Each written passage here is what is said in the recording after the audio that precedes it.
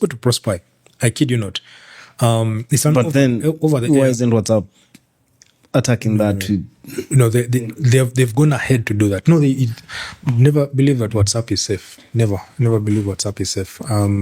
Even if you have an iPhone 17 Pro, you'll never be safe. I keep telling people that if you have very sensitive communication, WhatsApp, Telegram, Signal are not safe. I thought Telegram is safe.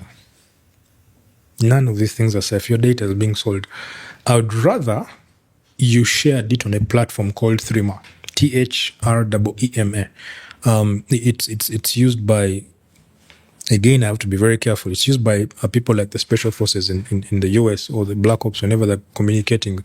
Because even you ask yourself, how is it that, and I want to take you back to some bit of history. There's a season when terrorists were being discovered and they would send bombs using drones.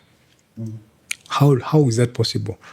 These are people who are moving alone, living alone, but suddenly he comes out and he's targeted, and that's it. There has to be a way they figured out what this guy is communicating. So even satellite phones right now, it's not safe.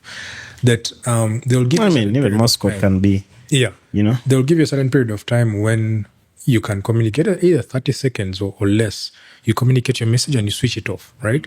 So that is step one. Step two would be, how then do we cut the communication with these people?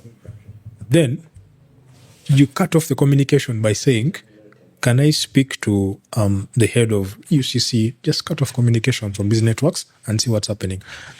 Now, when you do that, and remember you have your troll farm working online, they're cracking down on dissenting voices, and these things can go on forever unless you have the energy to block them all. And then you've cut off communication, and then you have a team whose job is ideally to create content around the successes you've done. In this case, it could be a development model, the people you've met. So I remember there was a conversation around native content. So native content is not the graphical posters we create, very nicely video edited stuff. It's raw content where I'm visiting someone in the farm, I take a picture, I push it out. I'm visiting people in a war-torn area. No edits, no nothing. I'm just taking that and pushing it out.